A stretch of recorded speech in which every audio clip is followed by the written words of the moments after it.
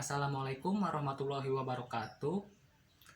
Pertama-tama kita panjatkan puji syukur kehadirat Allah Subhanahu wa taala, Tuhan Yang Maha Esa yang telah memberikan rahmat dan berkahnya kepada kita semua. Tak lupa salawat serta salam kita curahkan kepada Nabi Muhammad Shallallahu Alaihi Wasallam, dan semoga saja kita semua mendapatkan syafaatnya di hari akhir. Perkenalkan diri, nama saya Irsyad Fadilah, NIM 1807691 dengan prodi Pendidikan Tata Boga tahun 2018 dari Fakultas Pendidikan Teknologi dan Kejuruan UPI.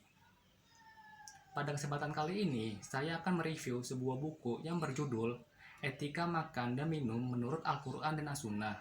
Seperti ini ya bukunya, yang ditulis oleh Ade Ikhwan Ali dengan penerbitnya yaitu Pustaka Ibnu Umar pada tahun 2013 yang berjumlah 63 halaman.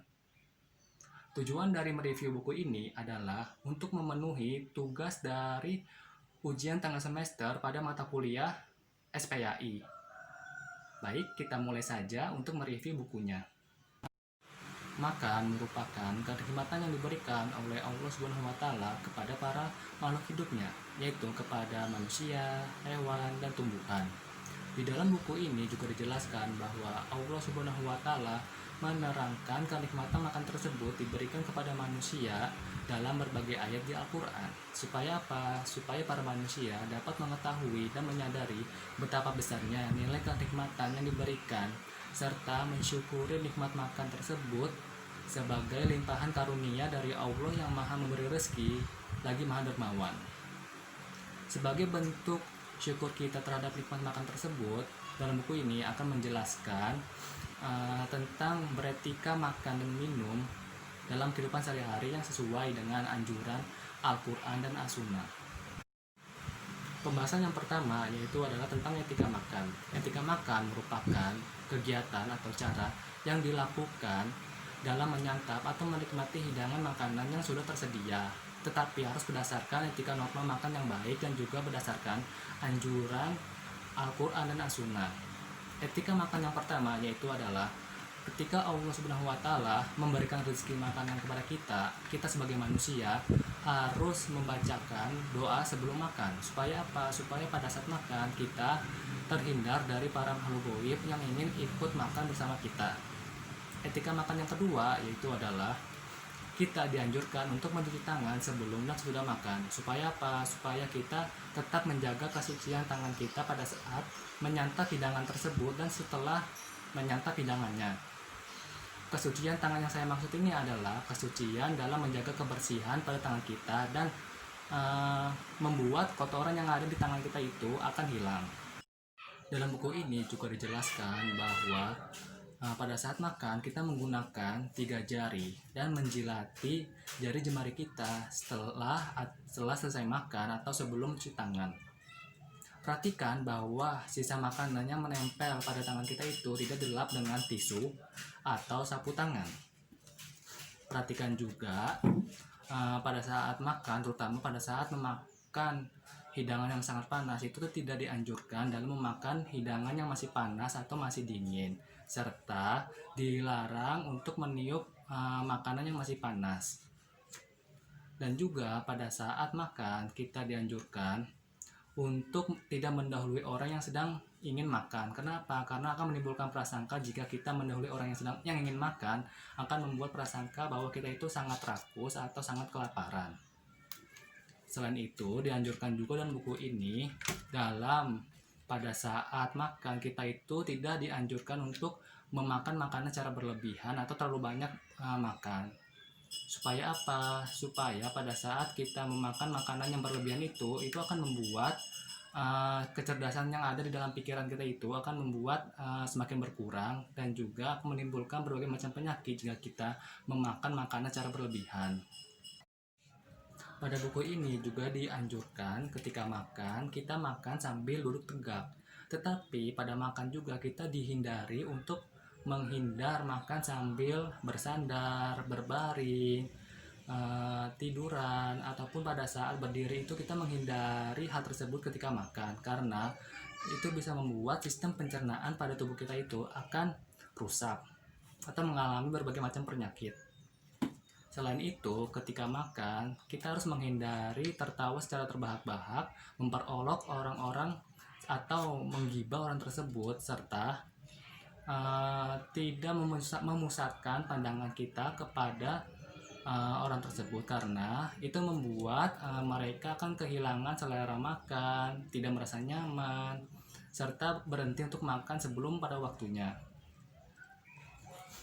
Selain itu, ketika kita sedang mengunyah, disarankan untuk merapatkan kedua bibir. Karena apa? Karena supaya air liur yang ada di dalam mulut kita itu tidak terciprat ke dalam makanan yang ingin kita santap, dan menjaga supaya makanan tersebut itu tetap steril dan bersih.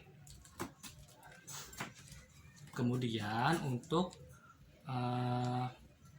dilarang bersendawa atau membicarakan hal-hal yang berkata jorok, karena itu membuat kita akan menghilangkan selera makan. Dan juga pada saat makan, kita menghindari penggunaan wadah makan yang terbuat dari emas atau perak. Selain itu, ketika setelah selesai makan, dianjurkan untuk kita itu untuk menghindari aktivitas tidur atau aktivitas apapun setelah makan. Disarankan untuk beristirahat atau berehat sejenak ketika sesudah makan. Pada buku ini kita diingatkan kembali untuk menghindari makan secara sendirian. Karena apa? Karena pada saat kita makan secara bersama-sama dengan orang lain atau secara bersama-sama, itu lebih banyak keberkahannya, serta lebih banyak untuk menyatukan hati pada orang-orang yang telah hadir apabila memungkinkan untuk makan secara bersamaan atau bersama-sama. Hal tersebut membuat Nabi Shallallahu Alaihi Wasallam bersabda, "Makanlah dengan berjamaah, tidak bercerai-berai, karena keberkahan itu dalam berjamaah atau kebersamaan. Membaca hamdalah, bersyukur kepada Allah, serta menyanjungnya ketika selesai makan juga dianjurkan dalam buku ini." Selain itu, di dalam buku ini terdapat periwayatan dari Anas bahwa Rasulullah SAW bersabda, "Barang siapa makan makanan lalu ia mengucapkan Alhamdulillahillazi wala quwwatin, segala puji bagi Allah yang telah memberi makanan ini kepadaku dan yang telah memberi rezeki kepadaku tanpa daya dan kekuatan dariku, maka diampuninya dosanya yang telah lalu."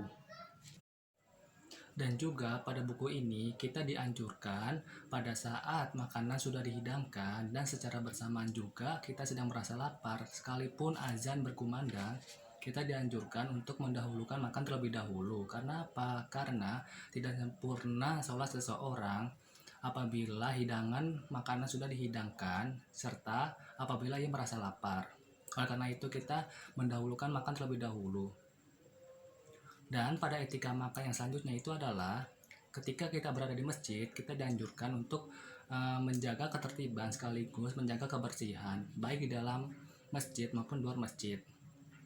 Nah, untuk selanjutnya itu adalah ternyata untuk etika makan itu terdapat etika makan di hari raya keislaman. Yang pertama adalah pada saat hari raya Idul Fitri, kita dianjurkan untuk memakan beberapa butir kurma sebelum melaksanakan ibadah sholat Idul Fitri. Dan juga pada saat Idul Adha, kita dianjurkan untuk makan setelah menunaikan ibadah sholat Idul Adha. Pada pembahasan yang kedua, saya akan membahas tentang etika minum dalam kehidupan sehari-hari dan juga berdasarkan anjuran dari Al-Quran dan As-Sunnah. Untuk yang pertama yaitu adalah ternyata dalam membacakan doa sebelum dan sesudah makan, pada etika minum ini kita dianjurkan juga untuk membacakan doa sebelum dan sesudah minum. Dan pada saat kita ingin mengambil gelas yang berisi air, kita menggunakan tangan kanan untuk mengambil gelas tersebut dan meminumnya dengan menggunakan tangan kanan.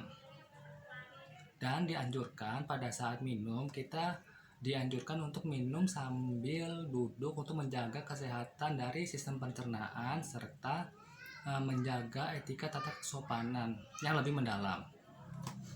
Dan pada saat minum kita dianjurkan juga untuk tidak meminum air secara berlebihan karena dapat menghambat atau merusak sistem pencernaan dari tubuh kita sendiri. Baik ya, sekarang kita sudah memasuki review tentang kelebihan dan kelemahan dari buku yang berjudul Etika Makan dan Minum menurut Al-Quran dan As-Sunnah. Dari segi kelebihannya, penulis sudah cukup baik dalam mencantumkan anjuran etika makan dan minumnya terkait dalam anjuran Al-Quran dan As-Sunnah. Tetapi dari segi kelemahannya, penulis kurang mencantumkan literatur sunnahnya dalam beretika makan dan minumnya. Selain itu, untuk anjuran etika minumnya itu masih tergolong sedikit dibandingkan dengan anjuran etika makannya.